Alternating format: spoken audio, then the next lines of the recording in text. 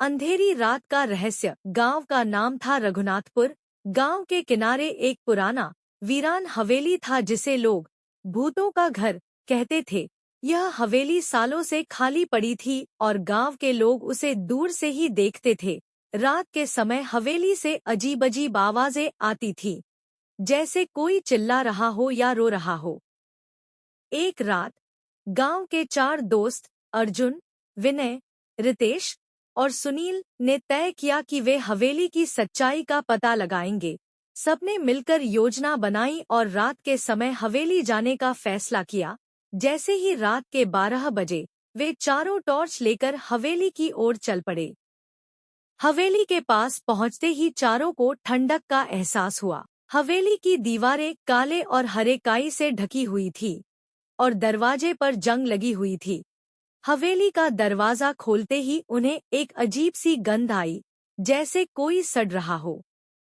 अंदर कदम रखते ही चारों दोस्तों ने देखा कि हवेली में पुराने फर्नीचर बिखरे पड़े थे। अर्जुन ने अपनी टॉर्च जलाकर आगे का रास्ता देखा और सब धीरे धीरे अंदर की ओर बढ़ने लगे। तभी अचानक विनय को लगा कि कोई पीछे से उसकी शर्ट खींच रहा है। उसने मुड़कर देखा, पर वहां कोई नहीं था। वह घबराकर अपने दोस्तों से जुड़ गया। वे चारों एक कमरे में पहुंचे, जहां चारों तरफ धूल जमी हुई थी। कमरे के बीचों बीच एक पुरानी लकड़ी की मेज पड़ी थी। अर्जुन ने देखा कि मेज पर एक पुरानी डायरी रखी हुई थी। उसने डायरी उठाई और उसे खोलकर पढ़ने लगा। डायरी में लिखा था, अगर तुम यह पढ़ रहे हो तो समझ लो कि तुम इस हवेली में फंस चुके हो। यह हवेली तुम्हें कभी नहीं छोड़ेगी। यहाँ की आत्माएं तुम्हें जीवित नहीं छोड़ेंगी। डायरी पढ़ते ही चारों दोस्तों का दिल तेजी से धड़कने लगा। तभी अचानक कमरे की लाइट्स झपकने लगी और दरवाजा खुद ब खुद बंद हो गया। वे दरवाजे की ओर भागे, पर दरवाजा किसी ने बाहर से बंद कर दिया था। तभी कमरे के कोने से एक छाया निकलकर उनके पास आने लगी।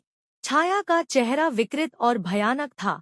चारों दोस्त डर के मारे कांपने लगे। छाया ने धीरे धीरे उनके करीब आकर अर्जुन के गले को छुआ और अर्जुन चीखने लगा।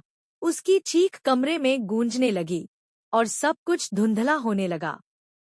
अर्जुन ने अपनी आंखें खोलीं तो उसने खुद को हवेली के बाहर पाया। उसके दोस्त भी वहां बेहोश पड़े थे। धीरे धीरे सबने होश संभाला और भागते हुए गांव वापस आ गए। उन्होंने गांव के लोगों को पूरी घटना बताई, पर कोई भी उनकी बातों पर विश्वास नहीं कर पाया। उस दिन के बाद अर्जुन, विनय, रितेश और सुनील ने कभी भी उस हवेली के बारे में बात नहीं की, परंतु वे जानते थे कि उस रात उन्होंने कुछ ऐसा देखा था जिसे वे कभी नहीं भुला सकते। और रघुनाथपुर के लोग अभी भी उस हवेली से दूर रहते हैं, क्योंकि वे जानते हैं कि वहां कुछ ऐसा है जो कभी नहीं मरता और कभी किसी को जीवित नहीं छोड़ता।